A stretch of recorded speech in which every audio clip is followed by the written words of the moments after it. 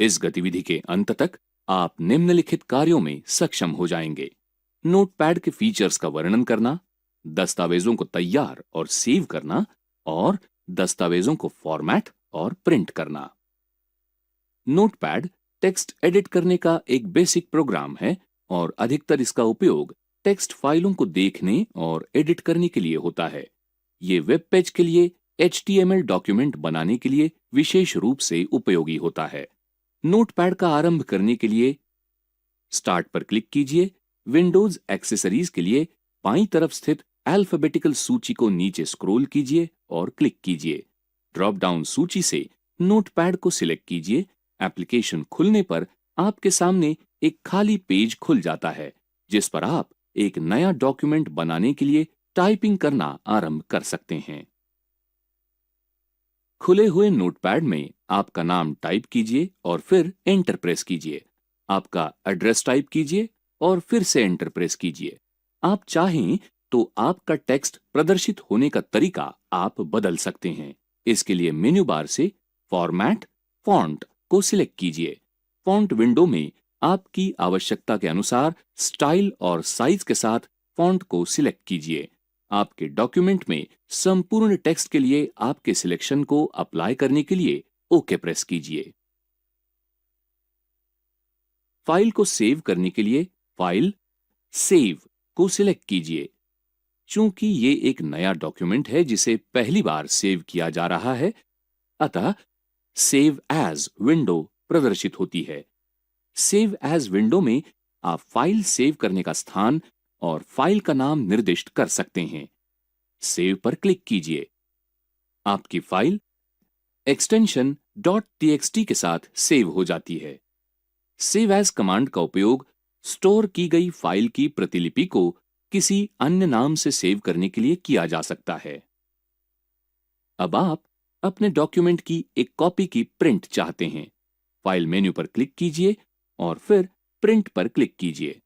अन्य तरीके से ऐसा करने के लिए सीधे Ctrl+P दबा सकते हैं। प्रिंट विंडो से समुचित सिलेक्शन कीजिए और प्रिंट पर क्लिक कीजिए। आप इस गतिविधि के अंत में पहुंच गए हैं। आपने सीखा नोटपैड के फीचर्स, डॉक्यूमेंट्स को तैयार और सेव करना और डॉक्यूमेंट्स को फॉर्मेट और प्रिंट करना।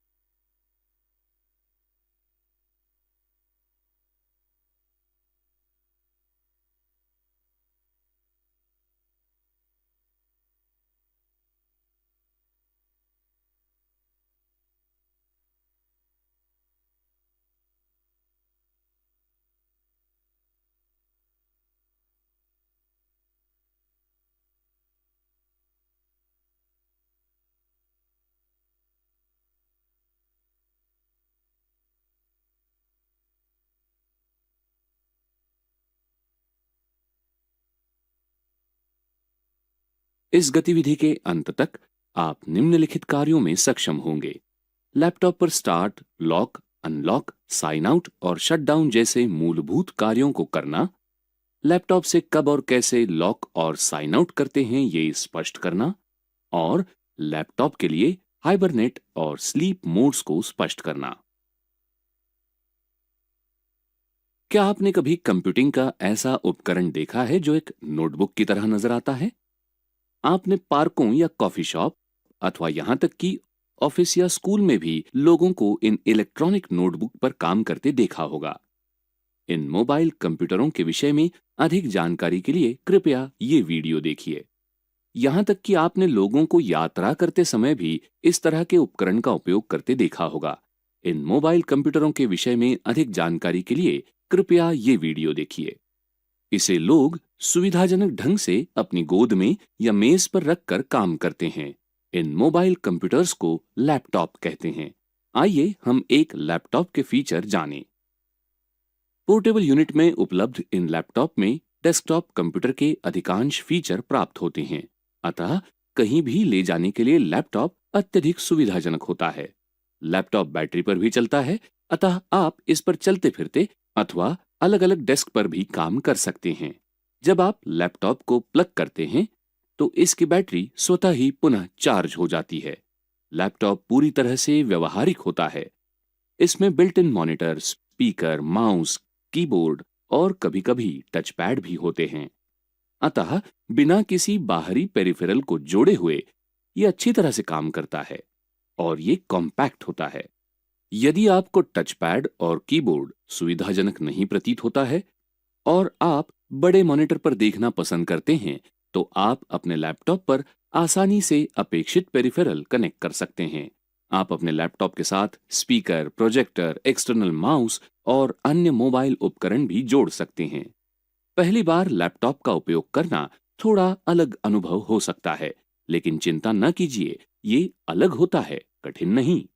आइए हम लैपटॉप के बेसिक अंगों के बारे में समझें। ये स्क्रीन है। ये ग्राफिकल यूजर इंटरफेस का दृश्य प्रदर्शन उपलब्ध कराता है। ये पावर बटन है। ये सामान्यतः कीबोर्ड के ऊपर स्थित होता है और एक वृत्त के साथ एक ऊर्ध्व लकीर के इस आइकन के माध्यम से पहचाना जा सकता है। इस बटन का उपयोग लैपटॉप को स्टार्ट और शट डाउन करने के लिए किया जाता है। ये कीबोर्ड है। इसका उपयोग टाइप करने के लिए किया जाता है, अतः ये एक इनपुट डिवाइस है। ये टच पैड है। माउस के कर्सर को मूव करने के लिए आप इस टच पैड पर अपनी उंगलियों से स्पर्श कर सकते हैं। इसका उपयोग नेविगेशन के लिए किया जाता है। अब जबकि आप जानते हैं कि लैपटॉप देखने में कैसा लगता है, क्यों न हम लैपटॉप को स्टार्ट और शट डाउन करना सीखें। लैपटॉप को स्टार्ट और शट डाउन करना सीखने के लिए कृपया ये वीडियो देखिए। किसी लैपटॉप को शुरू करने के लिए पहले पावर बटन को देखिए, जो सामान्यतः कीबोर्ड के और कभी-कभी लैपटॉप के शीर्ष पर दाहिनी या बाईं ओर स्थित होता है। इस बटन को दबाएं। लैपटॉप शुरू होने के लिए कुछ सेकंड तक इंतजार कीजिए। वर्तमान दिन और तारीख के साथ आकर्षक वॉलपेपर के साथ स्क्रीन प्रदर्शित होती है। साइन इन स्क्रीन प्रदर्शित करने के लिए कोई बटन दबाएं अथवा स्क्रीन पर कहीं भी क्लिक कीजिए। यदि एक से अधिक यूजर सूचीबद्ध है, तो उस अकाउंट पर क्लिक कीजिए जिसके लिए आप साइन इन करना चाहते हैं। यदि अकाउंट पासवर्ड से सुरक्षित नहीं है, तो ये अपने आप ही साइन इन हो जाता है। यदि आपसे पासवर्ड पूछा जाता है, तो पासवर्ड बॉक्स में क्लिक कीजिए और अपेक्षित पासवर्ड टाइप कीजिए। डेस्कटॉप प्रदर्शित होता है। अब आपका लैपटॉप उपयोग करने के लिए तैयार है। लैपटॉप को शट डाउन करने के लिए स्टार्ट बटन पर क्लिक कीजिए। स्टार्ट मेन्यू प्रदर्शित होता है। अब पावर आइकन पर क्लिक कीजिए और फिर शट डाउन विकल्प पर क्लिक कीजिए। जब तक आपका लैपटॉप ठीक से शट डाउन होता है, प्रतीक्षा कीजिए। लैपटॉप छोटा और सुविधाजनक होता है, लेकिन चूंकि ये मोबाइल उपकरण होता है, इसलिए आपके लिए अपने डेटा को गोपनीय बनाए रखना और भी आवश्यक हो जाता है। कभी-कभी जब अनेक यूजर एक लैपटॉप का उपयोग करते हैं, तो डेटा को सुरक्षित रखना और कंप्यूटर को लॉक करना अथवा अपने अकाउंट से साइन आउट करने का तरीका समझना उचित होता है। तो किसी कंप्यूटर को लॉक करना उससे साइन आउट करने से अलग कैसे है? अधिक जानकारी के लिए इस वीडियो को देखिए। अपने कंप्यूटर को लॉक करने से पहले आपके लिए याद रखने योग्य कुछ बिंदु। यदि आपको अपना कंप्यूटर कुछ मिनटों के लिए खाली छोड़ना हो और फिर वापस लौटकर फिर से काम शुरू करना चाहते हो, तो आप उसे लॉक करके जाइए। जब आप अपना कंप्यूटर लॉक करते हैं, तो उस समय चल रही एप्लीकेशन उसी तरह चलती रहती है जहां आपने उसे छोड़ा था। सही पासवर्ड डाले बिना कोई भी व्यक्ति आपके किसी भी डॉक्यूमेंट तक पहुंच नहीं सकता। अतः लैपटॉप को लॉक करने से आपका डेटा अनधिकृत एक्सेस से सुरक्षित रहता है। अपने कंप्यूटर को साइन आउट करने से पहले आपके लिए याद रखने योग्य कुछ बिंदु। यदि एक से अधिक व्यक्ति किसी लैपटॉप का उपयोग करते हैं, तो जिस समय आपको लैपटॉप का उपयोग न करना हो तो उससे साइन आउट करना ही उचित होता है।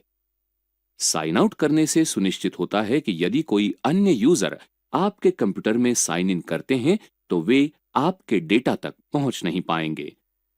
साइन आउट करने से उस समय चल रही सभी एप्लीकेशंस बंद हो जाती है। अतः साइन आउट करने से पहले महत्वपूर्ण है कि आप अपने काम और अन्य डॉक्यूमेंट को सेव कर लें। साइन आउट करने से आपका कंप्यूटर बंद नहीं होता, अतः अन्य यूजर बिना लैपटॉप को रीस्टार्ट किए हुए तुरंत ही साइन इन कर सकते हैं। एक बार जब आप अपने लैपटॉप को लॉक कर देते हैं तो आपको उसे अनलॉक करने की भी आवश्यकता होगी। आपको इस बात की जानकारी होनी चाहिए कि कब आपको लैपटॉप से साइन आउट करना है और कब बस उसे लॉक करना है। कंप्यूटर को साइन आउट और लॉक करने के तरीके को समझने के लिए इस वीडियो को देखिए। कंप्यूटर को लॉक करने के लिए स्टार्ट बटन पर क्लिक कीजिए।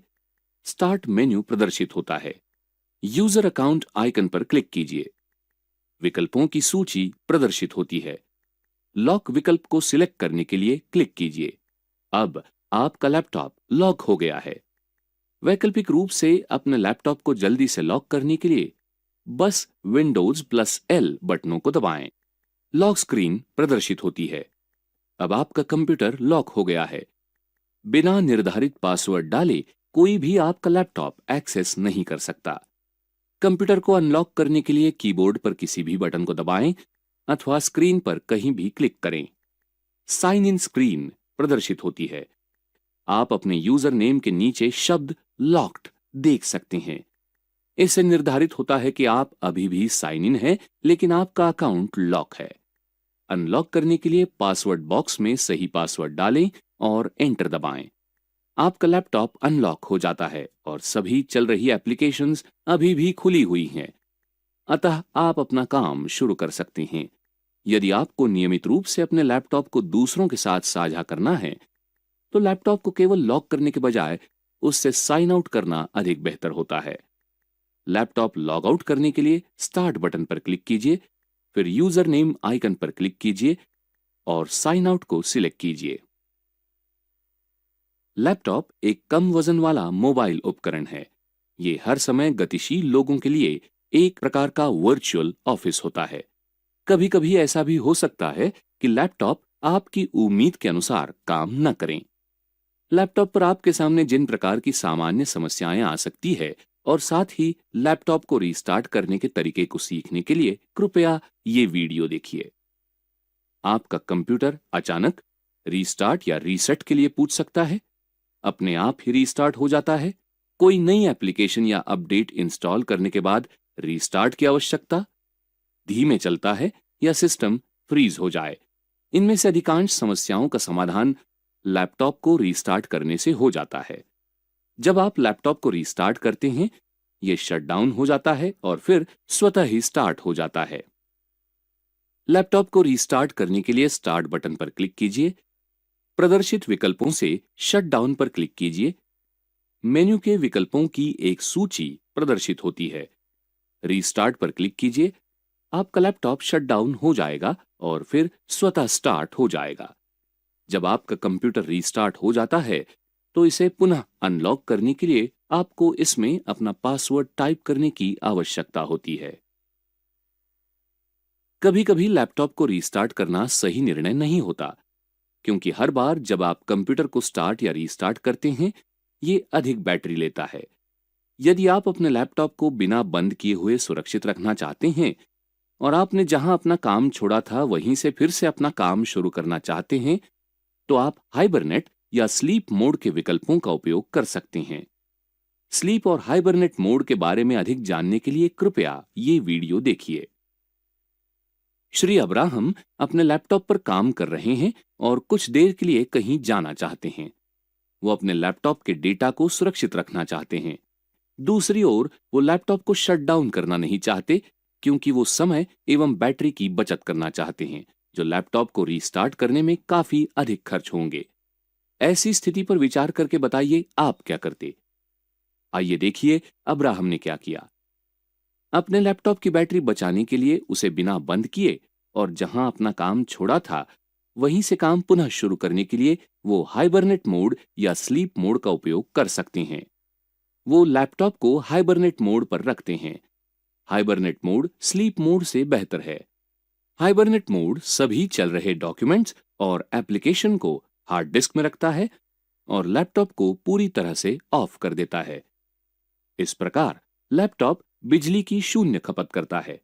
अतः केवल कंप्यूटर की स्थिति को मेमोरी में रखने के लिए ही बिजली का उपयोग होता है, जबकि अन्य भाग बंद रहते हैं। इसका अर्थ है कि इसमें बिजली का कम उपभोग होता है।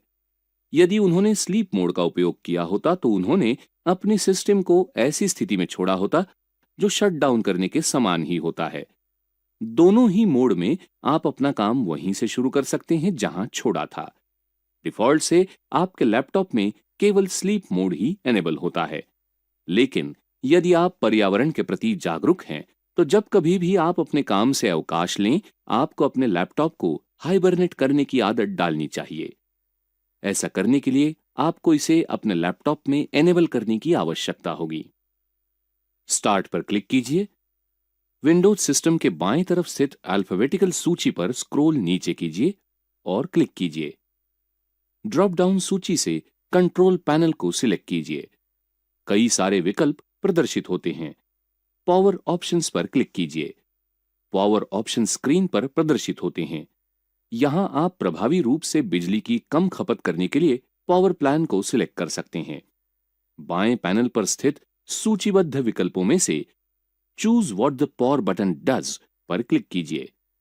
फिर change settings that are currently unavailable link पर शटडाउन सेटिंग्स चेकबॉक्सेस को सक्रिय करने के लिए क्लिक कीजिए। चेकबॉक्स में दिखने वाले hibernate show in power menu पर क्लिक कीजिए। परिवर्तनों की पुष्टि करने के लिए सेव चेंजेस पर क्लिक कीजिए। आप देख सकते हैं कि हाइबरनेट विकल्प मेन्यू में शामिल किया गया है। चलिए लैपटॉप को हाइबरनेट मोड में किस प्रकार से रखा जाता है वो सीखते हैं। स्टार्ट बटन पर क्लिक कीजिए, फिर पावर आइकन पर क्लिक कीजिए। मेन्यू विकल्पों की प्रदर्शित सूची में से हाइबरनेट पर क्लिक कीजिए। आपका लैपटॉप हाइबरनेट मोड पर चला जाता है। आइए अब हम लैपटॉप को स्लीप मोड में रखने का तरीका सीखें। स्टार्ट बटन पर क्लिक कीजिए, फिर पावर आइकन पर क्लिक कीजिए। मेन्यू विकल्पों की प्रदर्शित सूची में से स्लीप पर क्लिक कीजिए। आपका लैपटॉप स्लीप मोड पर चला जाता है। आप इस गतिविधि के अंत में पहुंच गए हैं। आपने सीखा अपने लैपटॉप में बेसिक क्रियाएं करना, जैसे start, lock, unlock, sign out और शट डाउन करना, आपका लैपटॉप लॉक करके या साइन आउट करके सिक्योर करना और स्लीप और हाइबरनेट मोड्स का उपयोग करके बिजली बचाना।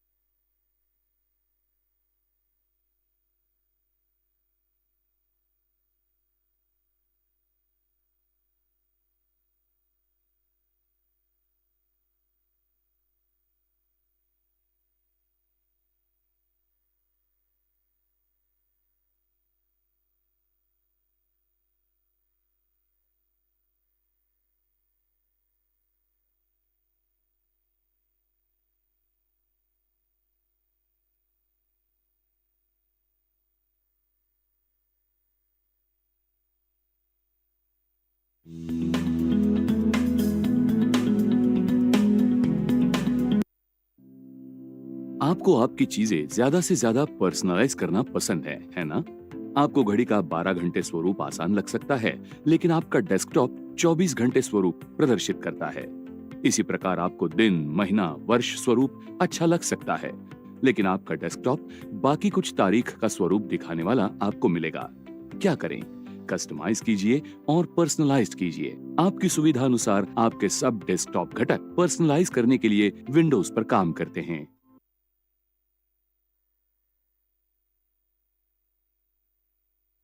आपका डेस्कटॉप पर्सनलाइज करने के लिए टास्कबार सेटिंग्स बदलना। आपके टास्कबार पर कौन से टूल्स प्रदर्शित करने हैं, ये चुनकर आप ये नोटिफिकेशन एरिया पर्सनलाइज कर सकते हैं। इसके लिए टास्कबार से खाली जगह पर राइट क्लिक कीजिए, टास्कबार सेटिंग्स चुनिए। नोटिफिकेशन एरिया जाने के लिए नीचे स्क्रॉल कीजिए, select which icon appear on the taskbar, नीले कंटेंट पर क्लिक कीजिए। नेटवर्क, वॉल्यूम, ऐसे अनेक पर्याय दिखेंगे। आप टास्कबार पर देखना चाहते हैं वो पर्याय शुरू कर सकते हैं। ऐसे कुछ एप्लीकेशंस हो सकते हैं जो अभी आपके कंप्यूटर पर नहीं चलते, लेकिन उनके आइकॉन्स अभी भी टास्कबार पर दिखते हैं। नहीं चाहिए वो एप्लीकेशन चिन्ह आप निकाल सकते हैं। आइकॉन पर राइट क्लिक कीजिए और टास्कबार से अनपिन पर्याय चुनिए। आपको दिखेगा कि टास्कबार पर एप्लीकेशन आइकॉन अब नहीं दिखता। अगर आपको लगता है कि टास्कबार को जगह ले रहा है और उसे कम करना है, आप वो भी कर सकते हैं। टास्कबार की खाली जगह पर राइट क्लिक कीजिए, टास्कबार सेटिंग्स चुनिए। Automatically hide the taskbar in desktop mode, ऐसा पर्याय मिलेगा, उसे शुरू कीजिए। आपको दिखेगा कि टास्कबार अब नहीं दिखता। जब आप टास्कबार क्षेत्र के पास कर्सर ले जाएंगे तभी वो दिखेगा। इसी प्रकार जरूरत अनुसार आपका डेस्कटॉप पर्सनलाइज करने के लिए आपके टास्कबार सेटिंग्स बदलने के लिए आपको बाकी विविध पर्याय मिलेंगे।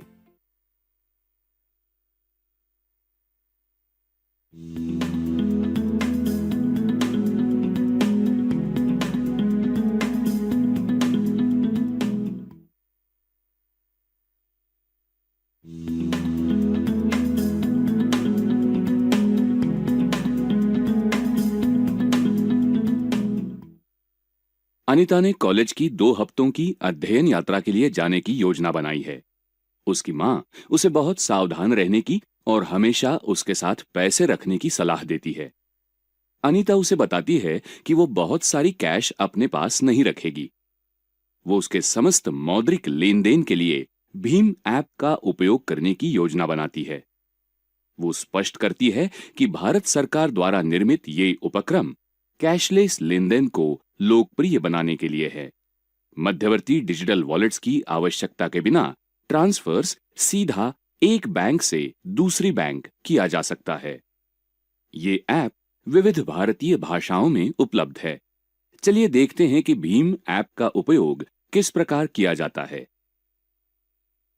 इस गतिविधि के अंत तक आप निम्नलिखित कार्यों में सक्षम हो जाएंगे। भीम ऐप डाउनलोड करने के लिए आवश्यक प्रक्रिया को स्पष्ट करना, ऐप का किस प्रकार से उपयोग किया जाता है इसका वर्णन करना। भीम का अर्थ है Bharat interface for money application. ये यूनिफाइड पेमेंट इंटरफेस या यूपीआई पर आधारित प्लेटफॉर्म है।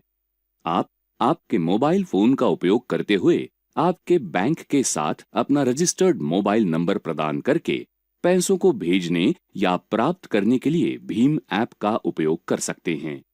आपका पेमेंट एड्रेस आपका मोबाइल नंबर @UPI होगा और इसी को आपको दूसरों के साथ उनसे पैसे प्राप्त करने के लिए शेयर करना जरूरी है।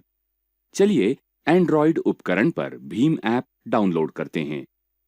प्ले स्टोर को ओपन कीजिए और सर्च बार में भीम टाइप कीजिए। भीम मेकिंग इंडिया कैशलेस इस विकल्प पर टैप कीजिए। ऐप को इंस्टॉल कीजिए और उसे ओपन कीजिए। अब आपकी पसंदीदा भाषा चुनिए और नेक्स्ट पर टैप कीजिए। निम्नलिखित 2 स्क्रीन्स पर नेक्स्ट पर टैप कीजिए। ऐप सत्यापन उद्देश्यों के लिए कुछ अनुमतियों के लिए अनुरोध करेगा। लेट्स गेट स्टार्टेड पर टैप कीजिए। निम्नलिखित 2 स्क्रीन्स पर अलाउ पर टैप कीजिए।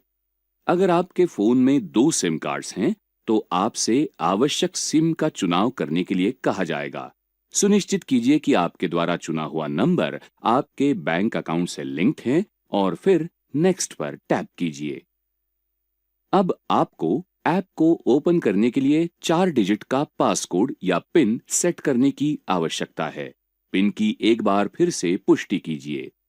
भीम डैशबोर्ड प्रदर्शित होता है। आपको आपका बैंक अकाउंट ऐप के साथ लिंक्ड करने की जरूरत है।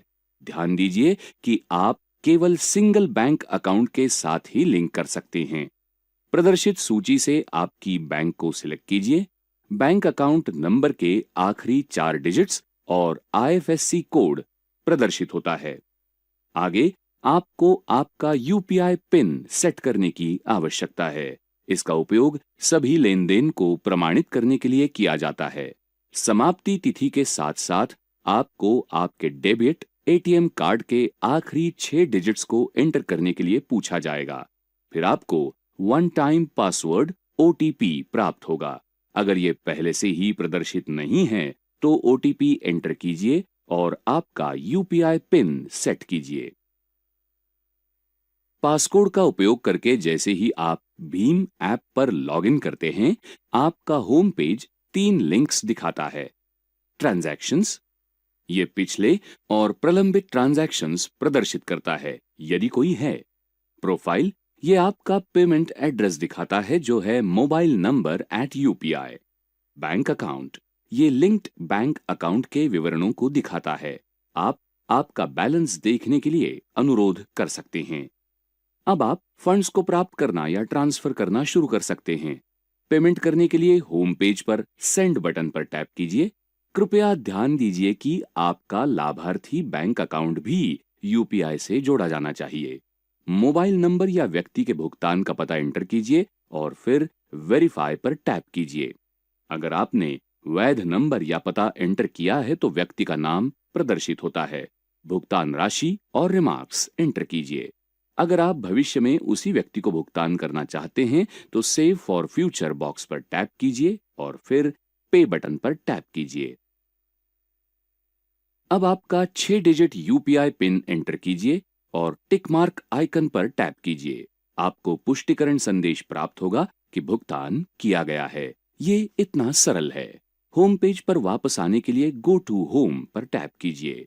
आप किसी से पैसे के लिए अनुरोध करने के लिए इसी समान तरीके से रिक्वेस्ट बटन का उपयोग कर सकते हैं।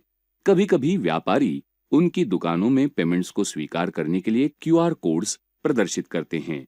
क्यूआर कोड का उपयोग करके भुगतान करने के लिए स्कैन एंड पे पर टैप कीजिए। पिक्चर्स लेने की अनुमति देने के लिए अलाउ पर टैप कीजिए। क्यूआर कोड के सफलतापूर्वक स्कैन होने के बाद आपको पेमेंट पेज पर ले जाया जाता है। आप हमेशा की तरह भुगतान की प्रक्रिया कर सकते हैं। इस तरह से आप सभी प्रकार के डिजिटल ट्रांजैक्शंस, दुकानों को भुगतान, बिल पेमेंट्स, फोन रिचार्ज और बहुत कुछ भीम ऐप का उपयोग करके कर सकते हैं।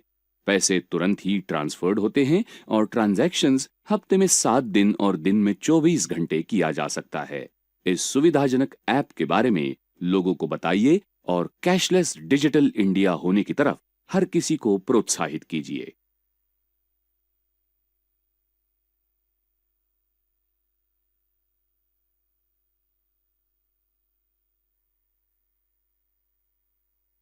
हेलो दोस्तों, कैसे हैं आप? क्योंकि आप स्मार्टफोन के स्मार्ट यूजर हैं, आप में से कई लोग यूपीआई आईडी का इस्तेमाल करते होंगे, जैसे कि फोन पे, जी पे, अमेजॉन पे या फिर भीम पे।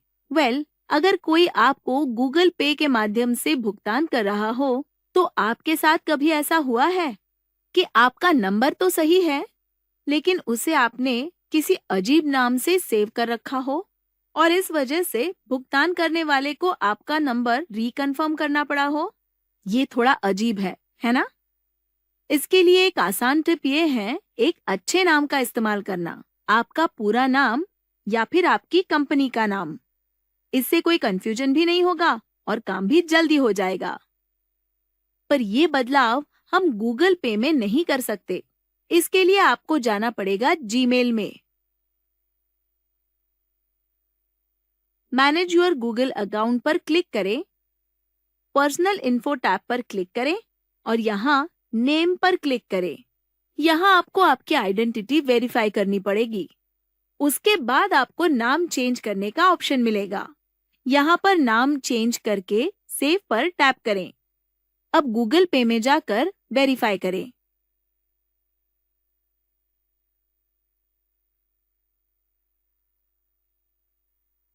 अब यहाँ आपका चेंज किया हुआ नाम दिखाई देगा। है ना आसान? हमेशा याद रखें, डिस्प्ले नेम या फिर प्रोफाइल नेम के लिए एक अच्छा सा नाम चुनें। गूगल पे सेंडिंग मनी। कुछ साल पहले फ्रेंड की शादी में गिफ्ट के लिए पैसे कंट्रीब्यूट करते समय या फिर कलीग के साथ लंच का बिल स्प्लिट करते समय आप हमेशा कैश ट्रांजैक्शंस करते थे। पर अब अलग अलग वॉलेट्स, यूपीआई पेमेंट एप्स जैसे कि गूगल पे की वजह से ये डिजिटल हो चुका है। जिनके साथ ट्रांजैक्शंस कर चुके हैं उनके थंबनेल्स आप यहाँ पर देख सकते हैं। जिस कॉन्टैक्ट को पे करना है वो इस सेक्शन में अगर ना दिखे तो आप न्यू पेमेंट पर क्लिक करके सर्च बार में उस कॉन्टैक्ट का नाम टाइप कर सकते हैं। कॉन्टैक्ट सिलेक्ट करके आप पेमेंट कर सकते हैं।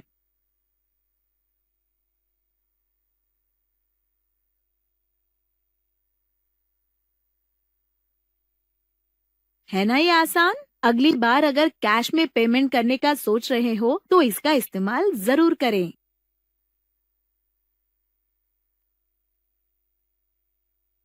गूगल पे paying money using QR code. किसी भी यूपीआई पेमेंट ऐप की रियल स्ट्रेंथ है एक क्यूआर कोड को स्कैन करके पैसों का भुगतान करना। किसी भी शॉप में भुगतान करने का ये आसान तरीका है और ये आपका बहुत समय भी बचाता है।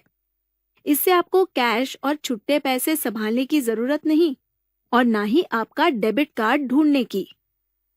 आप बस एक क्लिक से भुगतान कर सकते हैं। इसके लिए गूगल पे में बाईं ओर ऊपर की तरफ दिए हुए स्कैन आइकन पर टैप करें। बस पलक झपकते ही वो क्यूआर कोड स्कैन होगा और आपको पेमेंट स्क्रीन पर ले जाएगा।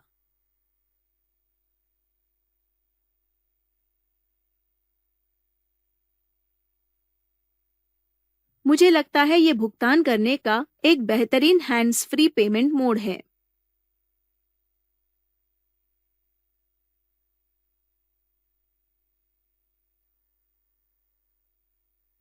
गूगल पे paying money using QR code.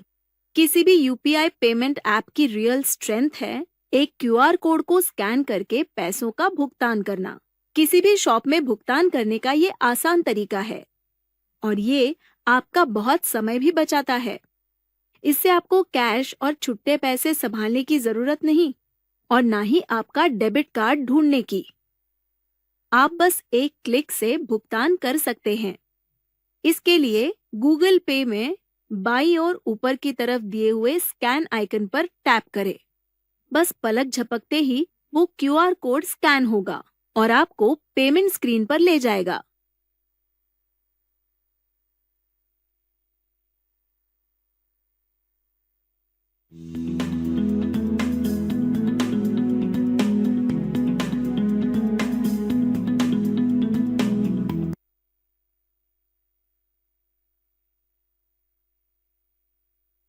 सभी कंप्यूटर के द्वारा उपयोग किया जाने वाला प्रमुख इनपुट डिवाइस कीबोर्ड है।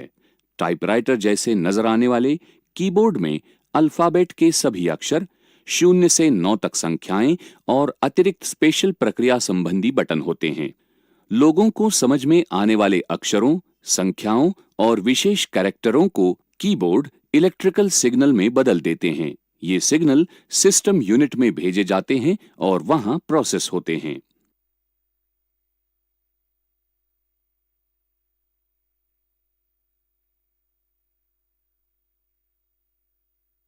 टच टाइपिंग एक ऐसी तकनीक है जिसके जरिए सभी 10 उंगलियों का उपयोग करके तेजी से और अधिक परिशुद्धता से बिना कीबोर्ड की ओर देखे हुए ही टाइप किया जा सकता है। इलेक्ट्रिक कंप्यूटर के आविष्कार के साथ ही टच टाइपिंग की अवधारणा का आरंभ हुआ। इससे टाइपिंग आसान हो गई और बटनों को बस धीमे से स्पर्श करना होता है। अब अधिक स्पीड और परिशुद्धता के साथ टाइप करने के लिए कम प्रयास करना पड़ता है।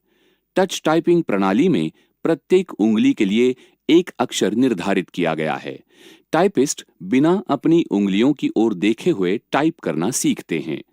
तकनीकी विकास के फलस्वरूप टाइपराइटर विकसित होकर कंप्यूटर कीबोर्ड में नजर आने लगे। कंप्यूटर का उपयोग करने से डॉक्यूमेंट में टेक्स्ट का आकर्षण बढ़ाना, तस्वीरें इंसर्ट करना आदि काम संभव हो सके।